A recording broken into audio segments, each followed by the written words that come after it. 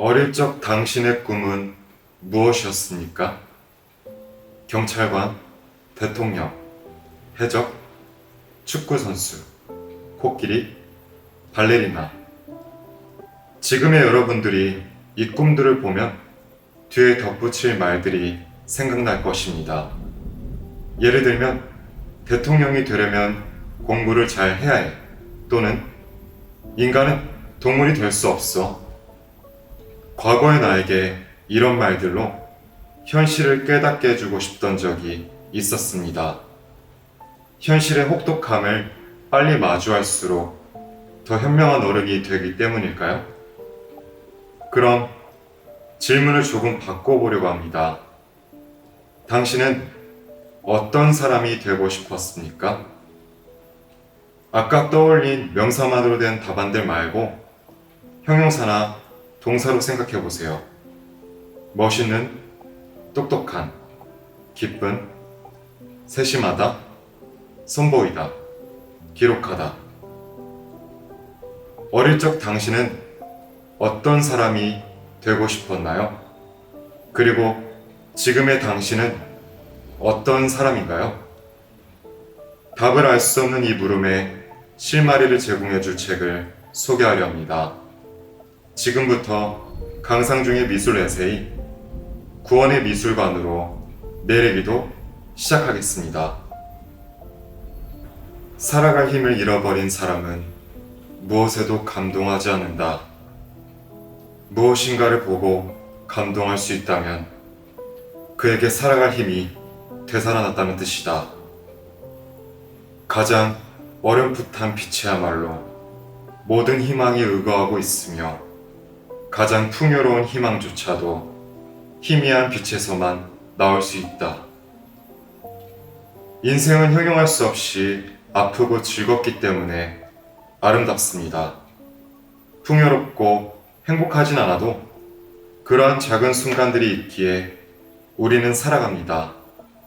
하지만 불가해라고 밖에는 형용할 수 없는 어떤 것이 어느 날 갑자기 예고도 없이 찾아오고 그 순간 주위 세계가 갑자기 멀리 달아나거나 원근법이 거꾸로 바뀐 듯이 느껴지는 꿈이라고도 현실이라고도 할 수 없는 경험을 맛본 적이 있지는 않은지요?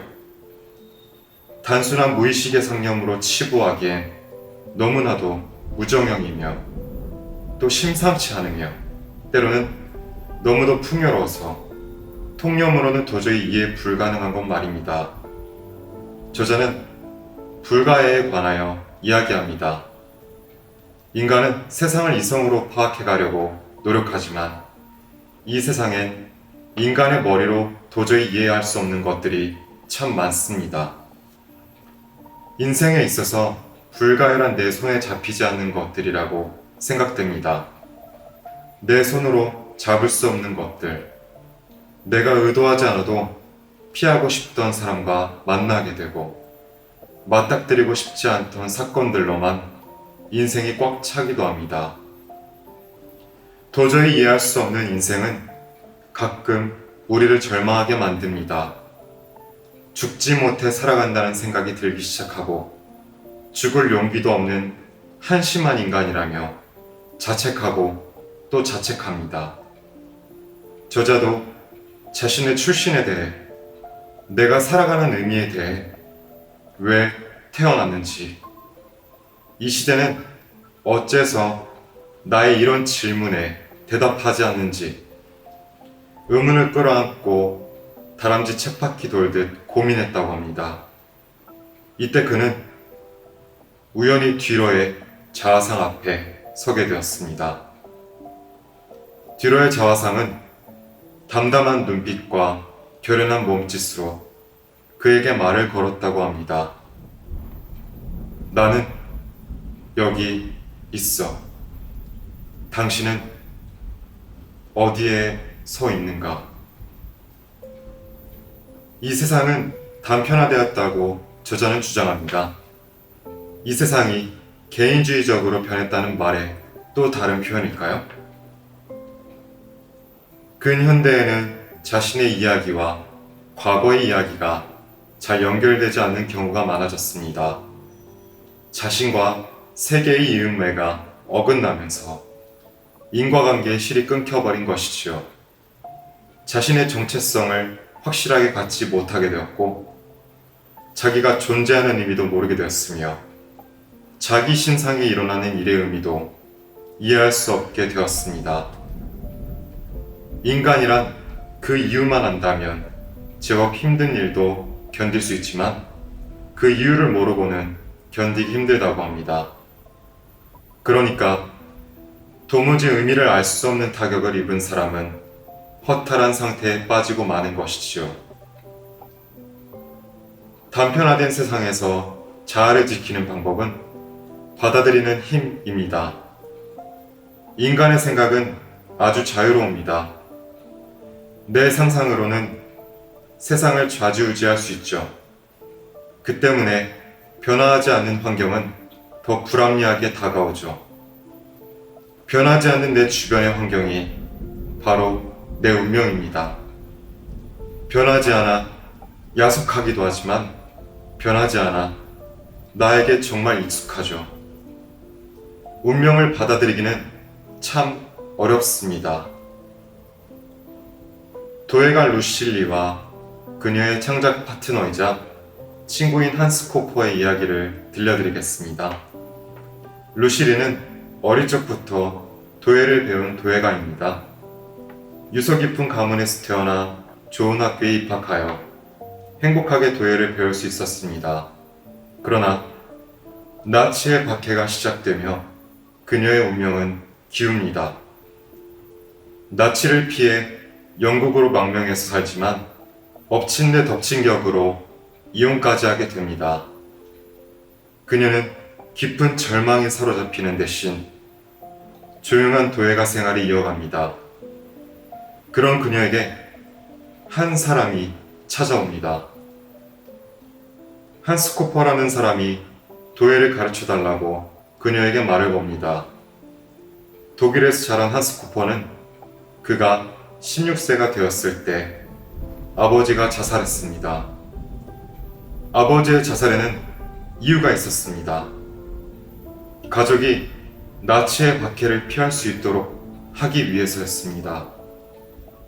나치의 박해를 피할 수 있었지만 가장의 죽음은 온전히 가족들의 몫이었습니다. 자기 운명을 저주하지도 않으며 주어진 것을 담담히 받아들였다는 의미에서 이 두 사람은 아주 닮았습니다. 견디기 힘든 운명을 가진 둘은 같은 공방에서 함께 작품을 빚을 수 있었습니다. 도예는 흙과 불에 결과물을 맡기기 때문에 도예가의 손은 자기 주장이 없습니다. 그래서 운명을 받아들인 리와 코퍼는 자기 주장 없는 도예와 하나가 되어 강인하고 섬세한 도자기를 빚을 수 있었습니다. 인간이 살아갈 원동력을 완전히 잃게 되면 인간은 오히려 의연해진다고 생각합니다. 이 인간이 듀러의 자아상과도 같은 모양으로 그래서 헤어날 수 없는 절망 밑바닥에서 잠시 숨을 참고 견디면 그제서야 나의 끝없는 질문에 대한 답을 얻는다고 생각합니다. 절망한 저자가 듀러의 자아상에 섰을 때 저자는 그림 속 듀러를 거울에 비친 자신의 모습으로 보았을 거라 머릿속에 그려봅니다. 듀러에 비친 나의 모습을 보며 삶과 죽음이 종이 한 장 차이인 것처럼 절망과 희망도 양면의 종이 한 장임을 깨닫습니다. 절망에서 빠져나오는 순간은 장엄하면서 음악성이 있고 자아가 사라져가며 아름다운 우주론에 대해 떠올립니다. 그리고 형용할 수 없는 감동이 되살아납니다. 이제 마무리하려 합니다. 가장 어렴풋한 빛이야말로 모든 희망이 의거하고 있으며 가장 풍요로운 희망조차도 희미한 빛에서만 나올 수 있다. 인간은 감정을 느낄 때 자신이 살아있다는 것을 비로소 체감합니다. 반대로 아무 감정도 느끼지 않을 때는 세상에 살아 숨쉬는 나의 존재를 의심하곤 합니다. 내가 존재하지 않으면 아무 의미도 없는 이 세상에서 당신은 어떤 존재인가요? 당신은 지금 어디에 서 있나요?